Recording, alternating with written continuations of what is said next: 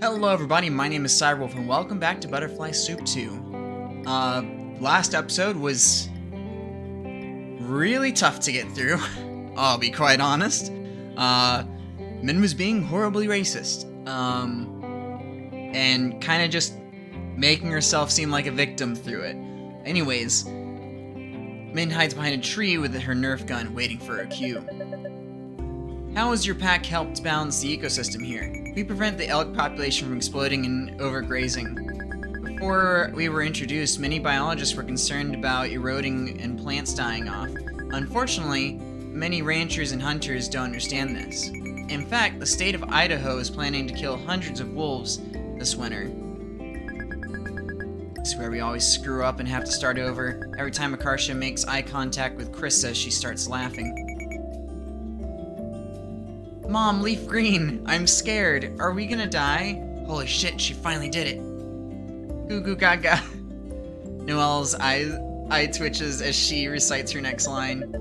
Who is this adorable little thing? This is our wolf puppy. Normally, mated pairs produce a litter per year, but we adopted her. We love her so much. I'm only 4 months old. Die! Min leaps out from behind the tree and shoots a flurry of Nerf pellets at Akarsha. No! I only kill a very small number of cattle per year. Irk. Akarsha goes down and Min continues shooting her ass with the Nerf gun. No! Our innocent puppy! Mwahaha! I'll be back to kill the rest of you. Min runs off screen, leaving Krissa and Liz crying very unconvincingly over Akarsha's body. How could this happen? If only we were still on the endangered species list. Noelle turns solemnly to the camera. Today, I learned that delisting of gray wolves from the endangered species list would have devastating consequences. And that's a wrap. Finally, we've been here for 6 hours! We may have just produced the worst video ever. Relieved to be back in her regular clothes, Min looks around. Seems like people are packing up. Let's look at the stump. Chris and Liz are staring at the decimated tree stump. What happened to this? It looks like a cannonball hit it. Beats me. I should probably keep my mouth shut. Well, I suppose it's not our problem. Speaking of problems, what do you think of your afternoon as a irresponsible person? That was even more tiring than being responsible. Did you see them knock the tent down the hill? Yeah, I just ignored it. Me too. We probably could have finished a couple hours ago if we just wrangled them like we normally do. Yep, man, I thought I was really onto something. Min turns to walk away, but to her surprise, she hears footsteps running up behind her. Wait, Min! Min stops to let her catch up. What? I couldn't help but overhear some of what you were saying to Dia at the lake. Liz scribbles something on a scrap of paper and hands it to Min like a doctor giving a prescription. You need to go on the internet. The internet? Min scrutinizes the scrap of paper. It says genderfork.com. It's a blog you might like. How the hell would you know what I like? I'm trans. Huh? I mean, not that being genderqueer is necessarily the same thing as being trans, but I'm here if you ever like to talk. Have fun. Liz pats Min on the head and leaves her standing there clutching the little scrap of paper in absolute shock. I guess I should look that up when I get home. The tent flap's already open. Min climbs inside. To her surprise, Akarsha's already there. Shh, look. She points to Noelle, who's sound asleep on the sleeping bag. Damn, she must have been pretty tired to just conk out like that. Listen. I have the biggest brain in the world. Akarsha gleefully lies down on the ground next to Noelle. Help me braid our hair together. I have short hair, dipshit. Do I look like I know how to braid hair? I can't do it myself. It's too hard when I'm lying down like this. Come on, pretty please. God, when you talk like that, I just want to smash your head in with a rock. Crawls over and grabs a lock of Akarsha and Noelle's hair in each hand. It's easy, you know? You just gotta split it into 3 strands and alternate which one goes up on top. Like this? Confused men just randomly twist their hair together. The instant she lets go, the braid loosens and unravels. Shit. Noelle, scowls in her sleep as Min tries again. Karsha. Karsha and Min freeze, but Noelle just turns on her side, mumbling to herself. Just because it's suitable for all large primates doesn't mean you should eat it. What is she dreaming about? Esther sticks her head into the tent. Can you hand me my backpack? Wait, what are you guys doing? Psst, help. Esther, do you know how to braid hair? Esther assesses the situation for a moment before suggesting, okay, why not? Thank you. After a few minutes, Esther manages to weave Akarsha and Noelle's hair into one giant messy braid. You did it. I wonder when she's gonna realize. Noelle stirs on the sleeping bag. Her head gets jerked back by her hair, which is now bound to Akarsha's. She blearily rubs her eyes. Bonjour. Noelle bolts upright, screaming. Ah! What's wrong, Frenchman? Bad hair day? Akarsha! Why? Get me out of here. Whoa, calm down. Calm down? You literally attacked me in my sleep. I mean, you can just unbraid it. It's not that bad. Yeah, tons of people in the world have it way worse than you. Shut up, I hate all of you. She surges towards Esther and Min with an aura that can only be described as murderous. Akarsha calmly lies back down, dragging Noelle with her. Ah! I'll hold her back. Run. Nice knowing you. Bye. Bro, I'll never forget your sacrifice. Esther and Min make their escape. Inside the tent, there's a mumbled scream followed by a crash. The tent stakes pop out of the ground as the tent rolls over and gets tumbled down the hill again. Ah! Again? There it goes.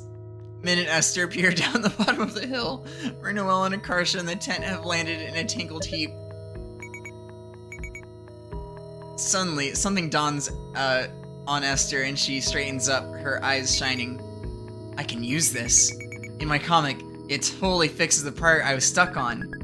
The hell kind of story are you writing where you can even use this? Some kind of camping disaster? You don't understand, it's perfect. I gotta write this down. Isn't your sketchbook and everything down there too? Down there though? Inside your backpack? Crap, you're right. I guess I'll go grab it. Esther sighs and heads down the hill to retrieve her things. I don't really get it, but good for her. The dog is still here.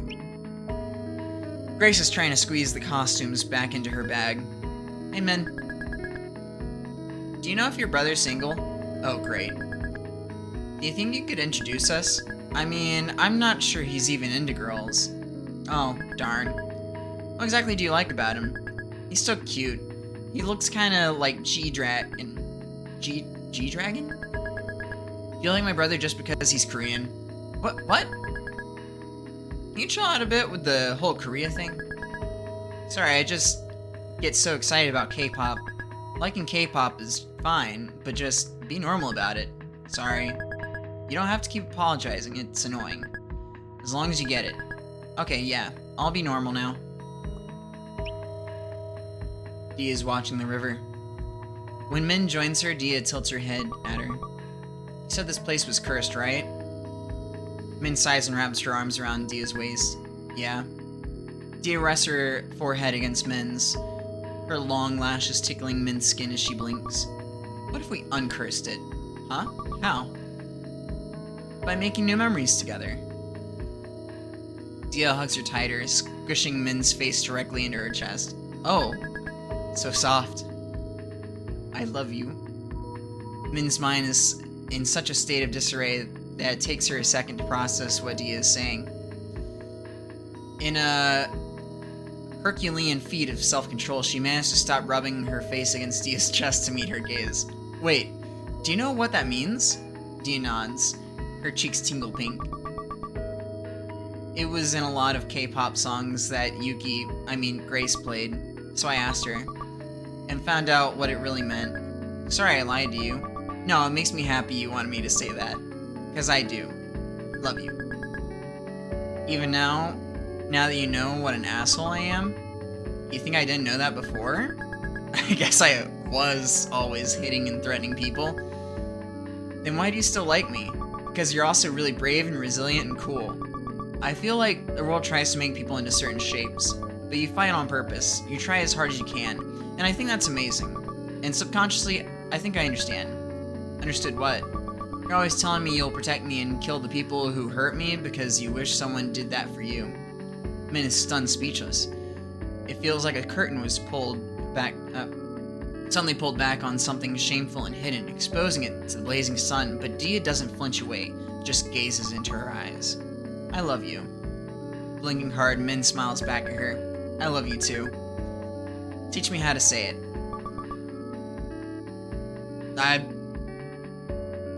I love you. Man, that's a mouthful. Unai Catalakiran. I think I said that maybe halfway correctly. We're playing as Noelle now?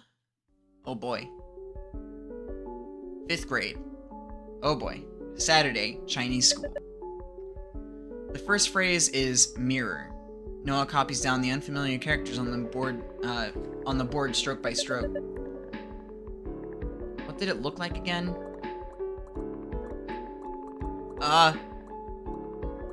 Oh, I see small differences. I want to say this one's probably right. Noelle writes it down, then checks it against the writing on the board. I got it wrong. Damn it! The next phrase is admit. You should already know recognize.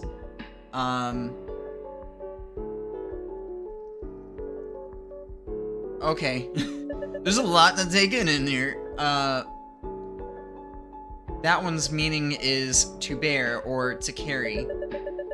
This would be easier if Chinese words used an alphabet like most languages. It infuriates me how you can't tell how a Chinese character is pronounced by the way it looks.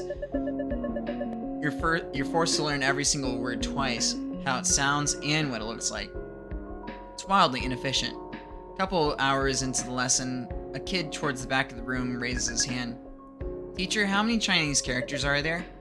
At least 80,000. 80,000?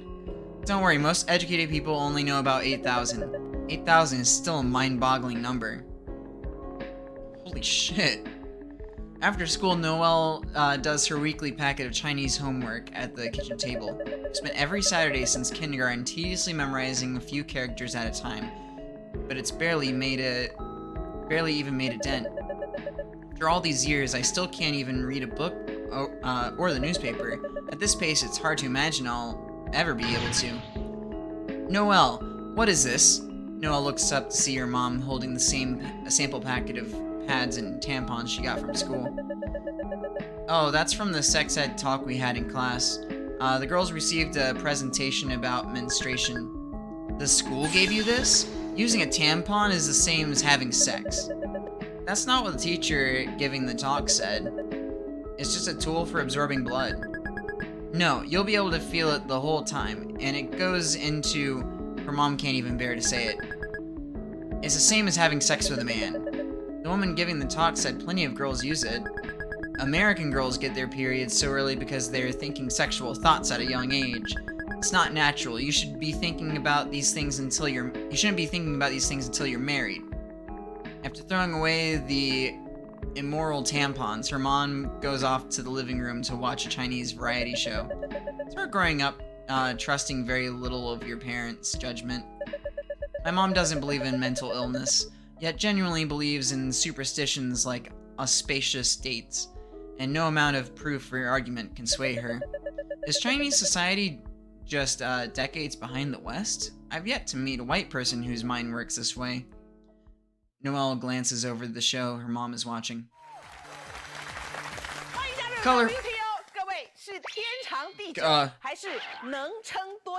Colorful worlds and cartoons fly across the screen as cheesy sound effects play. So tacky. It's one of those shows where they interview a panel of foreigners who can barely speak Mandarin. Noelle cringes as silly, boring noises are overplayed over the host's jokes.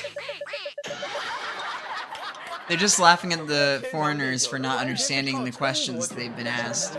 Why is this popular? It's so juvenile and embarrassing. I feel like I'm losing brain cells as I listen to this. There's so much happening. Just gonna turn this down a little bit so I can actually think. Disgusted, Noelle returns to scrutinize the impenetrable paragraph of Chinese she's supposed to be analyzing for homework. What am I even going to use Chinese for? Watching drivel like that? I have no interest in the backwards culture that produced my pathetic, narrow-minded parents. Okay, back to the soothing music. When a commercial break comes on, she throws down her pencil. I want to quit Chinese school. Her mom whirls around from the couch, alarmed. What? Why? I hate it. It always takes up my entire Saturday. They assign so much homework every week on top of the regular homework you get from school. Noelle's dad looks up disapprovingly from the newspaper he's reading. Well, you can't quit. What kind of Chinese person can't even speak Chinese? You'll lose face if you don't learn. Other people will think we're bad parents.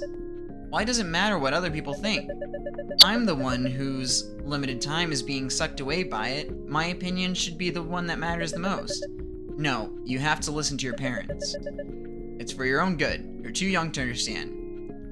Almost nothing drives Noelle up the wall more than being told she's not old enough to understand something. Stop treating me like I'm some feeble-minded little kid. I read at college level already. Or read at college level already. It doesn't matter. You don't have the life experience yet. Some things you can only know from being as old as your parents are. What, so just because you're older than me, you're automatically smarter than I am? Yes. I don't accept that. It's your culture. You can't just throw it away. Yes, I can. It's poorly constructed, archaic language. That's not true. If it's so bad, how come it's worked for thousands of years? You should take more pride in your culture. What is there to be proud of? I'm stuck learning the worst, most pointless, complicated language in the world.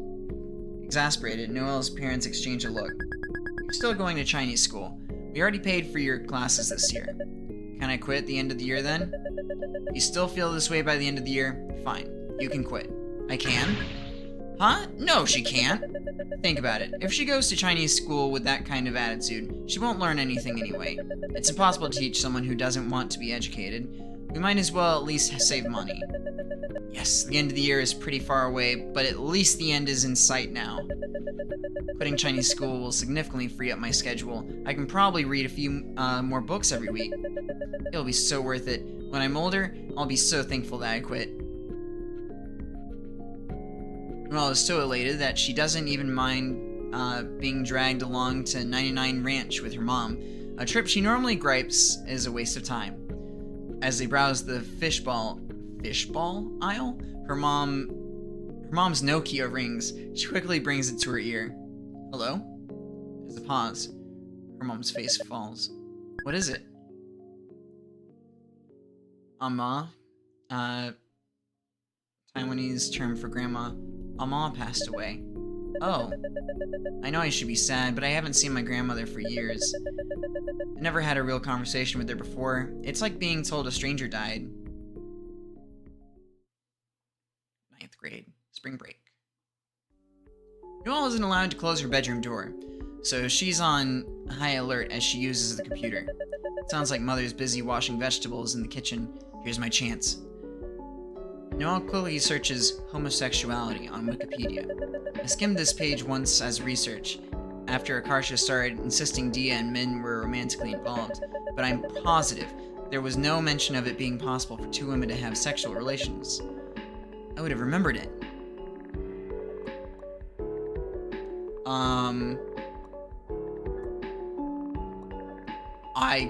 I guess Noelle would probably more than likely click the sexual intercourse hyperlink. The link leads to a more general page called Human Sexual Intercourse.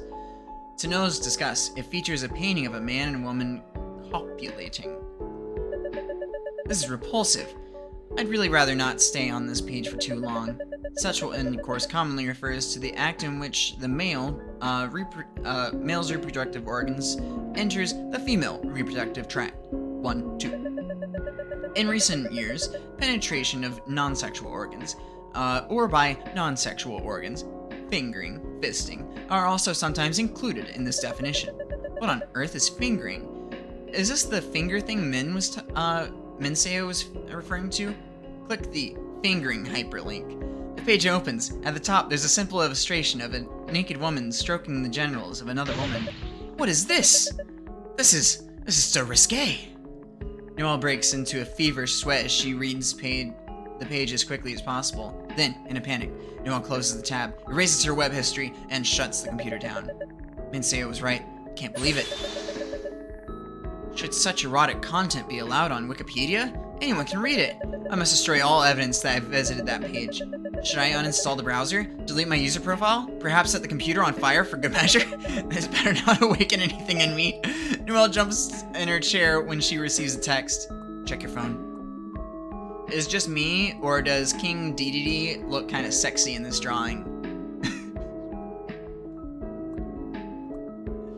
Anyone else? Hello? Anyone care to raise a hand? You're insane. Would anyone else hit it? Hello? Noelle? Banging on your door.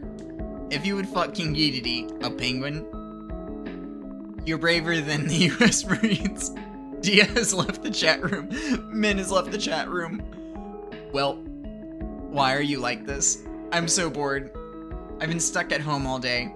Unfortunately for you, I can't entertain you for long either. I have to leave for the airport soon. Oh yeah, you're visiting Taiwan, right? How long are you gonna be there again? I'll be there for the entire week. My mom and I will return Sunday afternoon. My dad is staying for an additional week there for business purposes. Can I still message you when you're there? Do you have to use a VPN or something? No, as long as I have internet access, we should be able to chat like usual. Really? But isn't there, like, hella censorship? No, there's nothing like that in Taiwan. It's not as if I'm going to China. Right. Also, what's the difference between China and Taiwan again? Shot? I don't know what that means. I mean, I know Taiwan's an island, but is it like, you said you were shot, yet you're still talking like nothing happened? Its own country. I have high pain tolerance. No, you don't. Anyway, I tried to ask in geography class once and everyone started arguing. Everyone started arguing because it's a political question. Whether Taiwan is part of China or a separate country is an extremely controversial issue. Why though? To be honest, I'm not clear on the details. As I understood it, the dispute is the result of a civil war that was never properly resolved. Huh. So are you Taiwanese or Chinese? Or both? Well, I went to Chinese school as a child, and my parents told me Chinese folk tales. Is that how it works? Just because I speak English doesn't mean I'm English? To be frank, I'm floundering because I've never given it any thought. Well, oops. I didn't mean to give you an identity crisis. Identity Chris. Even if I say I'm Taiwanese, hardly anyone knows what that means. Even other East Asians. That kind of sounds like how most Americans don't really get Desi identities. How so? Like, they think about it based on country. Like you're Pakistani or Indian, etc. But the countries weren't split on racial lines. Like in India, Punjabi isn't really the same ethnicity as an Indian Guji. Or is it Juji? Juju? Guju? I could have sworn there was an I there for a second. But isn't all the, oh, it's probably because I read it there. But it's all the same, non-Desis because they don't know the difference, lol. Oh, you're right. I don't know the difference. Wait, I know. The answer to what you are. What is it? You're French. Because you're Frenchman. That doesn't help me at all. No? No! Later that day, Noelle sits in the back seat as her dad drives them to the airport. She feels a flash of rage when she sees a passing car sporting a proud parent of an honor roll student bumper sticker. Why would you brag about such an unremarkable accomplishment on your car? You're supposed to be on the honor roll. It's like buying a bumper sticker that says, "My child breathes air." My parents would never even bother mentioning such a banal thing. I want to get a bumper sticker that says, "My child breathes water." Noelle's mom squints at the airport signage as it passes them by. Noelle, watch the signs for us. Why me? I don't even know how to drive. You were born here. You read faster than us. Alright. How is it that after living here for 20 years, they still haven't mastered English? My mom can't even speak English well enough to carry a conversation with a stranger. What have they been doing this whole time? Which way is parking? Which lane? Just follow the arrows. Turn right. See, even though I have a PhD, ever since you were in 2nd grade, you could read highway signs faster than me. Good thing we have Noelle with us. The signs go by so fast. Noelle's dad scratches his head as she directs him through the airport's labyrinthian roads. Where is it? It feels like we're just going in circles. We're not. See that sign there? Parking's past the cargo area. Do I turn here? Noelle's heart stops as her dad starts to turn into a street labeled with "Do not enter." It says "Do not enter. Keep straight." Oh. Her dad swerves sharply to stay in his lane, and Noelle massages her temples, her heart pounding. I'm surrounded by illiterate idiots. Why does it rest on me, a literal child, to ensure we don't drive onto incoming traffic? They have endless energy when it comes to obsessing over my studies. Why can't they work on their own English instead? As the car rolls into the parking lot, Noelle jolts up in her seat. Wait, this isn't the correct garage. Turn around. Huh? How do you know? A sign says premium parking. Premium means something of exceptional quality, superior. So, isn't that good? Not right now when we are looking at the regular run-of-the-mill parking lot. In this context, premium parking means special parking that's more expensive. Oh. Make a U-turn. We're going to miss our flight. Noelle's mom sighs as the car makes the series of turns. This would have been easier if you could talk to us in Chinese. This would have been easier if your English was better too. Noelle crosses her arms in the back seat, fuming. Why am I the one responsible for making sure we're not separated by a language barrier? You were the ones who chose to move here in the first place. 16 hours later. Taipei. Oh, I thought I missed something there. Noelle and her parents take a taxi from the airport to an alley lined with parked scooters. This must be Gong's apartment, Grandpa. We're staying there for the week. Her mom presses the buzzer. We're here. Come in, come in. After huffing and puffing for up 4 stories of stairs, Noelle is drenched in sweat.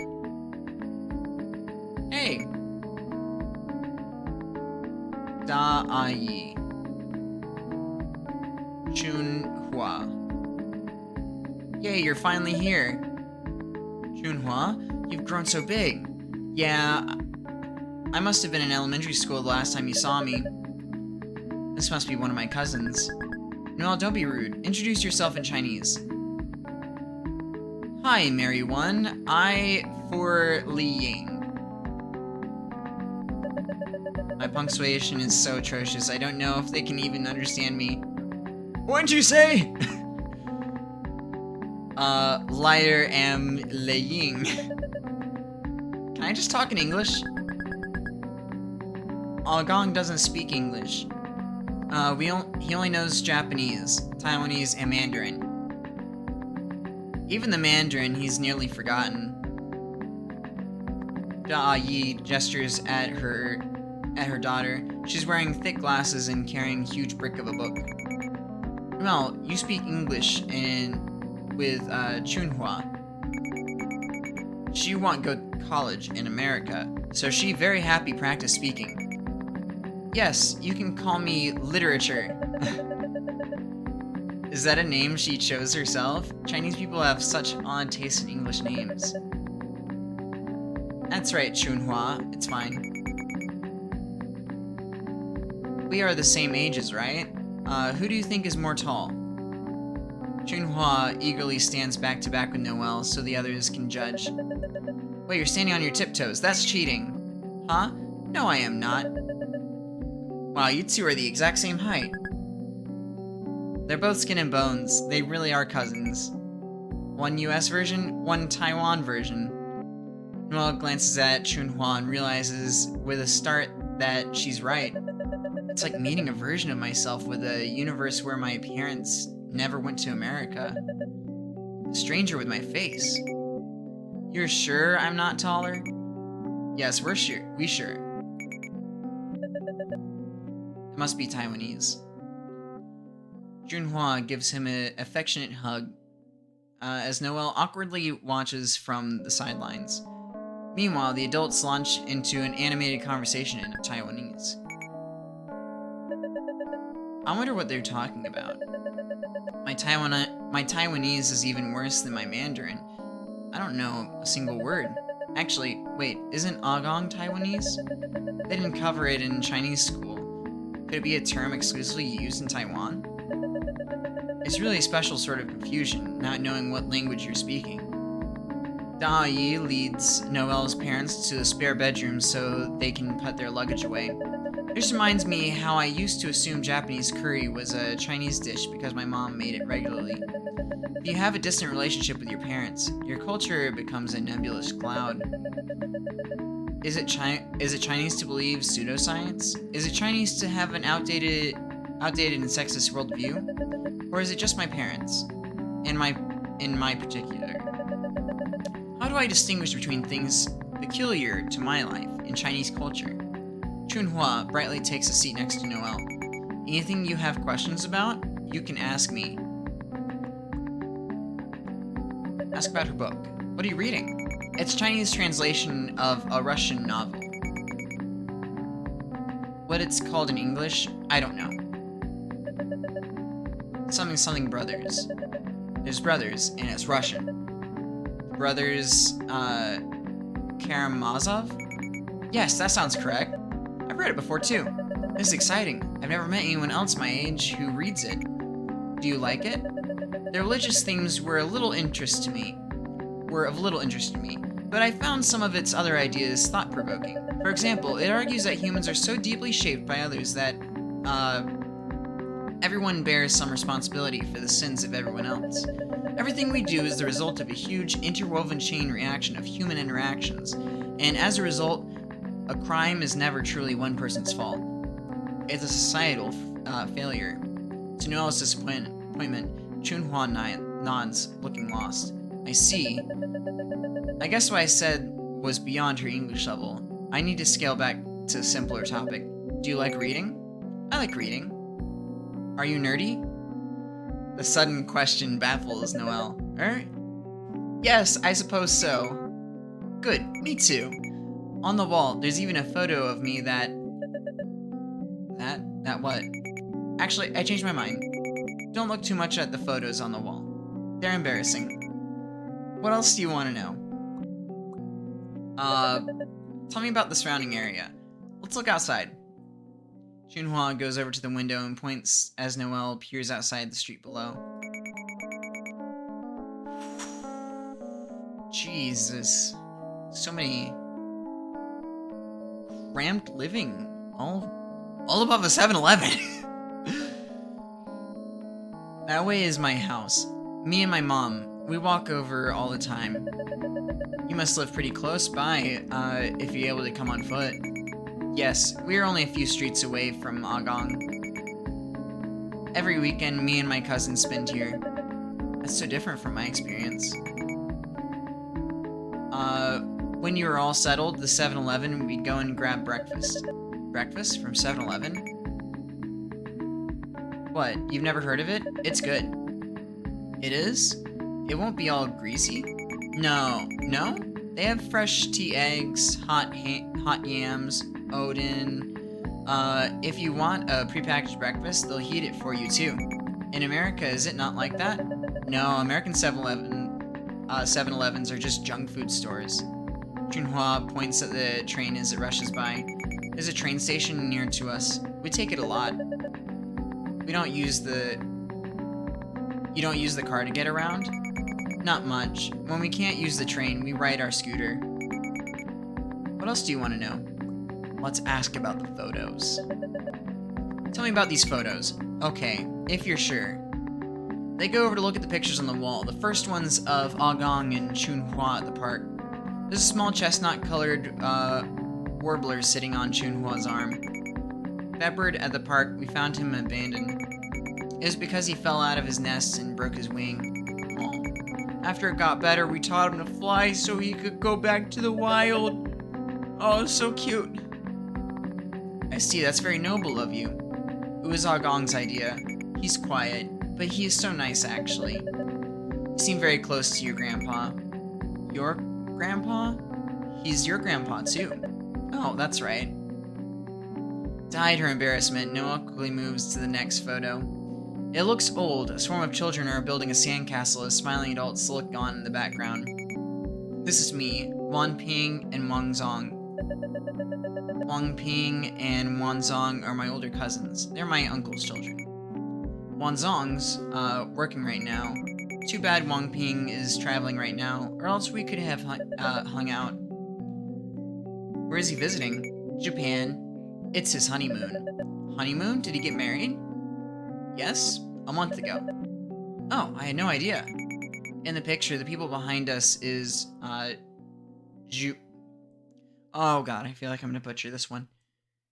Jiu, Agong, and Ama. We didn't knew it, but that weekend was our last one with Ama. I can't help but feel jealous that they had any weekends together. While she was spending every Saturday with her cousins and grandparents, I was at school struggling to learn an entire language so I could even begin to communicate with them. Oh no. Oh, that's so sad. Like, her family got to always spend the weekend together, but because her parents were sending off to Saturday school, she never got to have that. Chunhua reluctantly gestures at the last photo, which she was clearly saving for last. At least I think that Noelle was living around them all the time. I don't really know. I'm not too sure. Does she grow up in China, or is the Chinese school somewhere else, or in Taiwan, or I'm actually not too sure. And this one is of me with all my anime figures. Oh, so this is what she meant by nerdy. Alright, I have a good friend who's interested in this sort of thing too. Really? And she's American? Yes. She sounds cool. I want to meet her. You do? Once Noelle turns away from the photos, Chunhua points to a framed certificate hanging on the wall behind her. You should look at this award too. It's your mom's. What? Really? Yeah, in college, she won a bunch of poetry contests. She was even in the newspaper. I had no idea. It's going to sound extremely mean, but I never suspected my mom had any sort of creative talent. All I've ever known her is as a strict, closed-minded housewife. Here, you should read her things. She's very skilled. Chunhua pulls a magazine out of a cabinet and flips it open to a page of poetry. See what I mean? Some people just have a way with words. It's a big waste she quit. I guess there wasn't enough reason to keep doing it over in America. Noelle stares blankly at her mom's poem. I can't read any of it. Alright, I think that's actually probably a perfect spot to end off. Anyways, thank you all so much for watching. Again, just like always, if you would like to play this for yourself, link is going to be down in the description down below. Thank you all so much for watching. Please give this video a like, please share with friends, and don't forget to subscribe on your way out. This is Terrible, signing off.